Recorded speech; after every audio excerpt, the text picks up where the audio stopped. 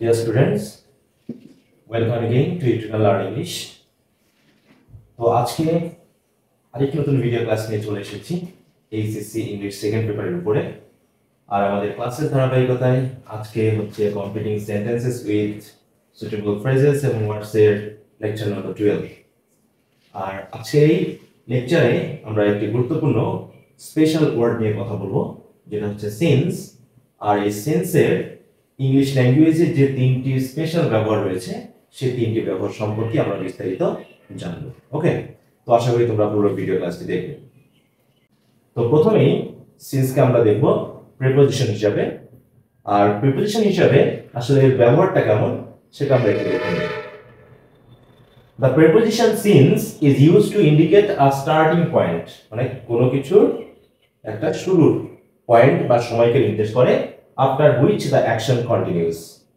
তাহলে কি বোঝাচ্ছে দেখো, অর্থাৎ কোনো কাজের শুরুর সময়কে, মানে একটা কাজ শুরু হয়ে একটা নির্দিষ্ট সময় ধরে চলছে। ওকে, তাহলে ঠিক শুরুর সময়টাকে নির্দেশ করতে আমরা মেইনলি সিন্সটাকে ইউজ করি। তো যে টাইম বা সময়কে আমরা যুক্ত করব সেন্টেন্সের সাথে, ঠিক তার পূর্বে আমরা সিন্স প্রিপোজিশনটি ব্যবহার করব। ওকে, এবং সেই ক্ষেত্রে আমরা সিন্সের যে বাংলা মিনিং সেটা পেয়ে থাকি হতে বা থেকে, মানে কোনো একটা পয়েন্ট বা টাইম হতে বা থেকে একটা নির্দিষ্ট কাজ চলমান আছে। ওকে, সেটা পাস্ট টেন্সে হতে পারে, সেটা প্রেজেন্ট টেন্সে হতে পারে, বা সেটা কিন্তু ফিউচার টেন্সেও হতে পারে। দেখো, জেনারেলি পারফেক্ট কন্টিনিউয়াস টেন্সে ব্যবহৃত হয়। আমরা জানি পারফেক্ট কন্টিনিউয়াস টেন্স কি, যে কোনো একটা নির্দিষ্ট সময় ধরে চলমান কাজকে নির্দেশ করতে আমরা পারফেক্ট কন্টিনিউয়াস টেন্স ইউজ করি।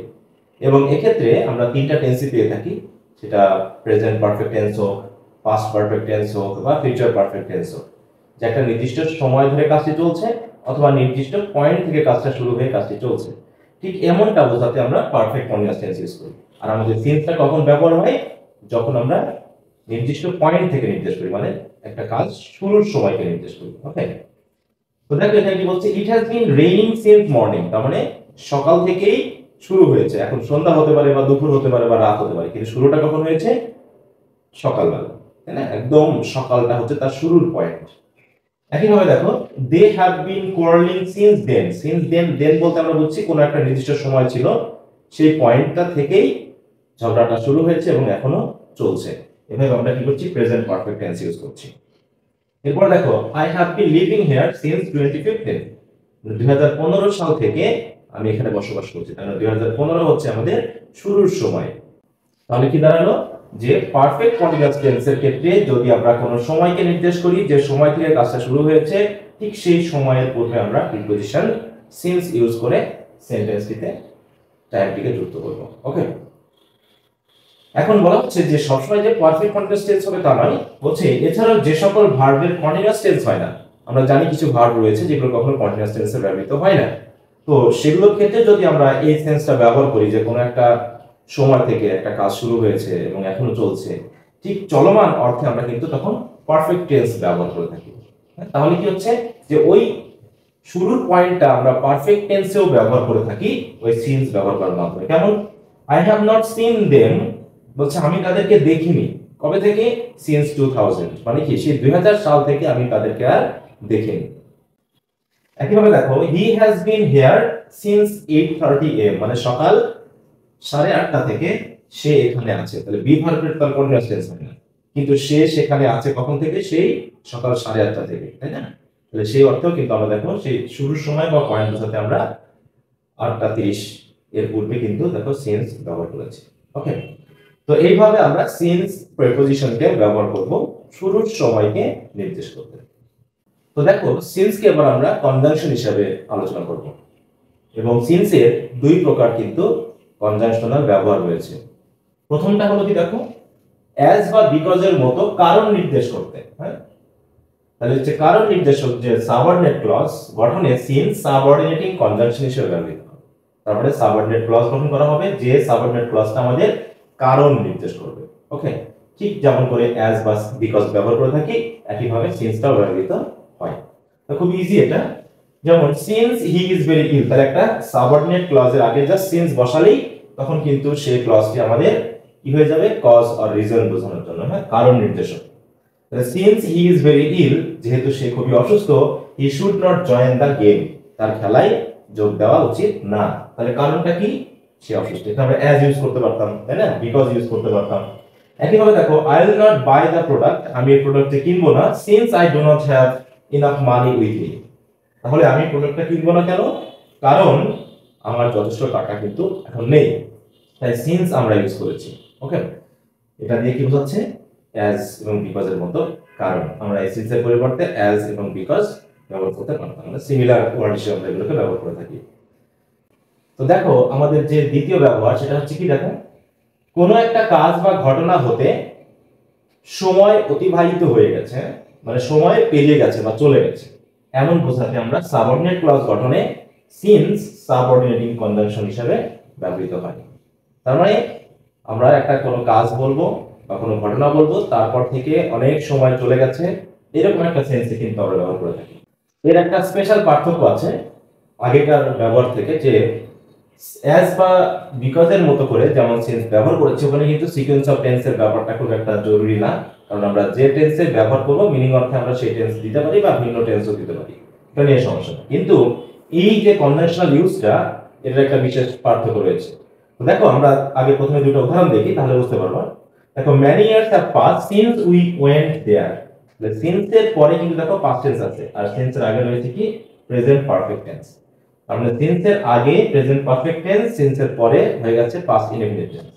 একইভাবে খেয়াল করি, it was long since we had been there, হচ্ছে অনেক দিন হয়ে গেল আমরা সেখানে গিয়েছিলাম, তাহলে it was long since, তাহলে it was long since কোন টেন্স আছে, past indefinite tense, এটা কোন টেন্স আছে, past perfect tense।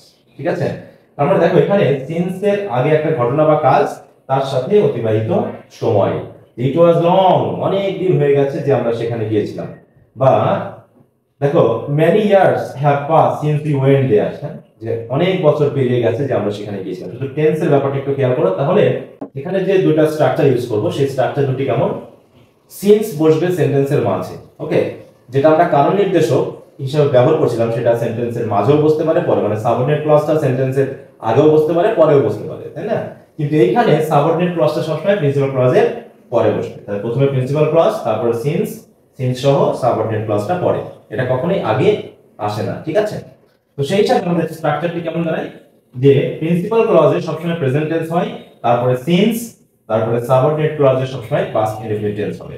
এটা হচ্ছে প্রথম স্ট্রাকচার। সেন্টেন্সগুলো দেখলে আমরা বুঝতে পারবো 2 years have passed since he got the job, মানে সে যে চাকরি পেয়েছে তারপর কয় বছর পেরিয়ে গেছে, 2 বছর পেরিয়ে গেছে। দেখো প্রেজেন্ট পারফেক্ট টেন্স মানে প্রেজেন্ট টেন্সের প্রেজেন্ট পারফেক্ট টেন্স, আর এটা হচ্ছে কি পাস্ট ইনডেফিনিট টেন্স। ওকে, এরপর it is 15 minutes since the train started, তাহলে ট্রেনটা যে চলা শুরু করেছে তারপর থেকে 15 মিনিট পেরিয়ে গেছে, তাহলে it is 15 minutes since the train started, তাহলে এটা হচ্ছে কি পাস্ট ইনডেফিনিট টেন্স, এটা হচ্ছে প্রেজেন্ট ইনডেফিনিট টেন্স। এইভাবে সিন্স এর আগে আমাদের প্রেজেন্ট টেন্স, সিন্স এর পরে আমাদের পাস্ট টেন্স। একইভাবে it is a long time since I met you last, তোমার সাথে যে আমার শেষবারের মতো দেখা হয়েছিল তারপরে অনেক দিন চলে গেছে। এইভাবে কোনো সময় অতিবাহিত হয়ে গেছে কোনো ঘটনা বা কাজ থেকে, সেরকম একটা সেন্স বোঝাতে আমরা সেন্সটাকে কনজাংশন হিসেবে ব্যবহার করছি। এটা হলো ফার্স্ট ইউজ। সেকেন্ড ইউজটা দেখো, বলছে প্রিন্সিপাল ক্লজ হবে কোন টেন্স, পাস্ট টেন্স, তারপরে সিন্স সাবঅর্ডিনেট ক্লজটা হবে পাস্ট পারফেক্ট টেন্স। তাহলে সিন্স এর আগে যদি পাস্ট টেন্স থাকে, পরেরটা হবে কি পাস্ট পারফেক্ট টেন্স, এবং এটা প্রধানত দুটাই পাস্ট টেন্সের ঘটনাকে নির্দেশ করে।